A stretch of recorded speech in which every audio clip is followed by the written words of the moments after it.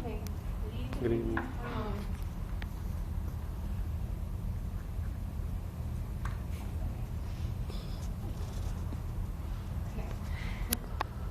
During my years at university and in high school, I used to hate watching the news. I used to never watch the news.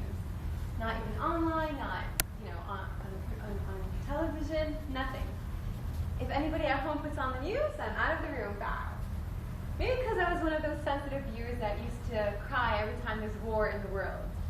Which means I used to cry pretty much a lot, because there's always a war out there. And as Hannah was saying, that as I went to uni, I realized how important the news was, and everyone was talking about the news. And I was like, no, I don't want to know. Don't tell me. It's really hard.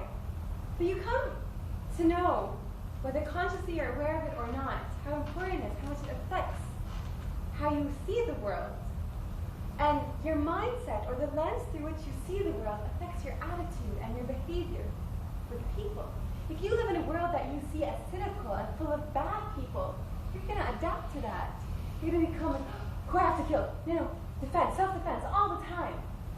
Whereas if you see the world as full of people who are just people like you, who are trying their best to survive and have the same sufferings and the same pains, and essentially the same needs, and then you're going to live based on that. You're going to say, no, they're just like me. I don't need to defend myself. Put my weapons down. They'll put theirs down too.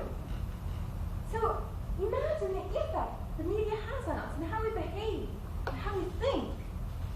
And now imagine the role of journalists, that big burden that lies on their shoulders, especially war journalists and correspondents. How are they going to report on these events? Because how they do report on these events shapes our lives and the lives of nations all across the world.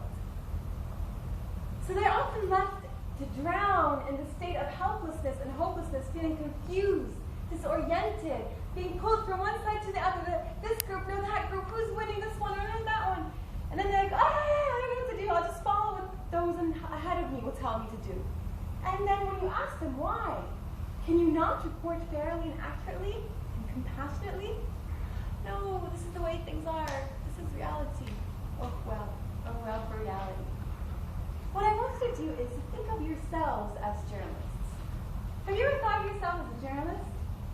The thing is, we're always reporting. We, as normal people in our lives, are constantly reporting to the world. The world could be anybody. It could be your family members, your friends, just any stranger you find in the street and you just want to suddenly talk to. You're reporting to that person. And above all that, you're reporting to yourself. We are constantly talking to ourselves. We're constantly retelling our own stories to ourselves. He did that! How dare he! Ugh. That's reporting. We're talking in our heads. We are journalists. So that day I'm sitting in my office, and by the way, the workshop was a year ago. I'm sitting in my office a year ago, like a few months after I graduated, and my colleague was organizing that workshop on peace journalism. Of course, I had my own work to do, and I was like, can I help you? Can I attend this workshop? Just to help you, nothing more. Of course, I was genuinely interested in the topic. It's like, yeah, sure, come along, and so I did.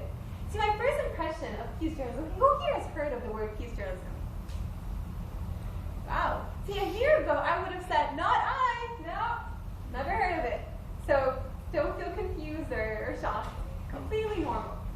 My first impression was, okay, maybe it's about teaching people, journalists, how to report on the good news. Since all news today is bad news, right? So maybe it's about advocating peace and focusing on the miracles in the world. That's me naive. Yes, I was very naive back then. Still am, thank God. And so I go and I learned a few things. I learned first that peace journalism stands somewhat in opposition to something called war journalism. The funny thing is, they both report on the same thing, war. Then why is one called peace journalism and the other called war journalism? Didn't make sense to me. So throughout the training, things kind of fell into place. Now while I'm talking, I want you to think of yourselves as journalists.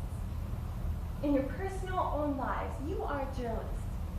And as I talk about journalism, I want you to think how you adapt this and apply this to your daily life. See, I'm going to mention right now a few characteristics that define these two opposing parts or types of journalism. In peace journalism, or let's say war journalism, since that's the more prevalent journalism in the world, there's, let's say, two parties, X and Y. And often one old goal, the same old goal, to win. Who is going to win, X or Y? You see, 6 months before the invasion of Iraq, Newsweek, the cover had the face of Saddam Hussein and George Bush. Okay, just like that, posing. It was a frame, literally a frame. And in the middle it said, who will win? And I looked at it and everybody's thinking, yes, who will win, who will win? And it made me come to think that I think we do this in our daily lives all the time. Just to show you the effect that the media has on us. When we're in a fight with somebody, it's always about, it's me or him, me or her, who's going to win? Either my ego's going to uphold or her ego. Because both our egos can't fit in this room, God knows. It's too small. And egos are pretty big. And so, that's what the media does to you. It makes you believe that it's about one party winning over the other. And in this case, it was either USA, only two parties exist in this entire conflict. USA, Iraq, personified by Saddam Hussein and George Bush. And they create this dichotomy that, okay, now someone's going to win. And it paves the ground where if you don't win, that means, or if you do anything else other than trying to win, that means you're being a loser or you're trying to be weak. So there's nothing you could do anymore. You have to win. Or else you're just going to be seen as somebody, oh, they gave in, those poor people. Now we're the superpowers of the world. And don't tell me we don't do this in our daily lives. Because I know I used to. Sometimes still do. Okay, don't look at me like that. Another characteristic of peace vs. war journalism is that in war journalism, we think of uncovering their lies and their truths. Then we forget our own, of course. We have to cover up ours. In peace journalism, yes, there's two parties. Let's say, me and Lisa. And we're fighting, or there's a conflict between us, disagreement, war. Now, how I report about this, even in my own head, how I tell myself what is happening affects the entire thing. If I tell myself the goal here is to win, this is how I'm going to react with Sam. I'm going to make sure I win. If I tell myself my goal is, I go deep down inside, what is really my goal here? I need to feel appreciated. Hello, you're not appreciating me. And let's see, what is his goal? And see, this is the hard part, because in order to look at somebody else as a human being and not a terrorist, I have no clue who came up with that word, but it's pretty dehumanizing and demonizing. Because it's so easy to say, Wissam's a terrorist, I will not negotiate with him. You know, when I was in high school and I first heard that word, I really thought it meant monster. Are they not people? What are these terrorists? Ooh, we need to hide. And it's so easy to say this in the news because no one's going to ask about the terrorists. No one's going to ask, why did they bomb this and that? Well, because they're terrorists. I was like, oh, so that must be something in their genes, right? And really, that's how I've been brought up to think. And I think it's a cultural thing as well. But when I started thinking of the other as a human being, as people just like me who have needs that are not yet addressed, they're like, okay, now I understand. So it's not about winning anymore, is it? It's not about covering up my lies and revealing his to the world. Oh, he's a vicious human being. Oh, we better hide. It's more about understanding that he made mistakes that hurt me, but I also made mistakes. Just the other day, I was telling my friend how I thought another friend was a jerk. And she looked at me and she said, you know what? He probably thinks you're a jerk too. And okay, as harsh as that sounds, it got me thinking that, wow, I didn't see it that way. I didn't see that he was probably suffering too. I didn't look at his history and his context and his pain. I was too busy looking at my own. And that's what we love to do, self-victimizing all the time. So peace journalism isn't about reporting on peace, as I naively thought. It's about how you're going to report. See, at the workshop there was this really vibrant young journalist, and she's a friend of mine. I just absolutely adore her. And she's sitting there, we're having dinner with Jake, and so she said, but Jake, I don't understand. We report objectively. That's it. That's all there is to it. Why are you talking about peace journalism and war journalism? And he says one thing, very simple thing. Tell me right now, report on what I'm wearing. she looks at him and says, I look at, okay, this is easier, at Abe, and I say, green t-shirt and khaki pants.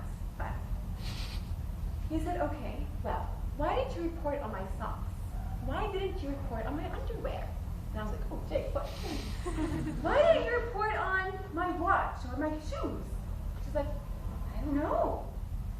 I just picked those. It's like, exactly. What you pick or what you decide to choose to report on, that in and of itself is not objective. But I'm telling myself, this is what happened, and I'm in conflict with, let's say, Wissam. I'm picking certain parts of the story. I'm making that decision to choose only those parts. And then I tell myself, that's the story. It's only about the pants and the shoes. What? About the pants and the shirt. But no, there's more. And that's what the media does not, and that is war journalism.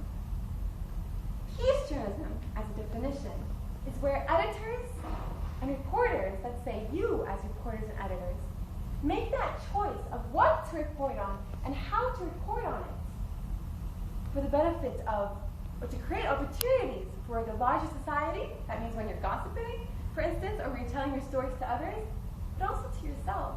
To create an opportunity for yourself to change a conflict or a potential conflict into opportunity for a great relationship. So as peace journalists, that I hope you will be after today, think of how you report to yourself. Are you a war journalist or are you a peace journalist? And when you're watching the media, also think of that. Don't just consume it all. Who will win? Who are those terrorists? We must crush them, those monsters. They're just people. Always ask why. Why did that person do this to you? Why is that group bombing this or that? The why is never answered because they don't want you to ask it. And good luck with your peace journalism. Thank you.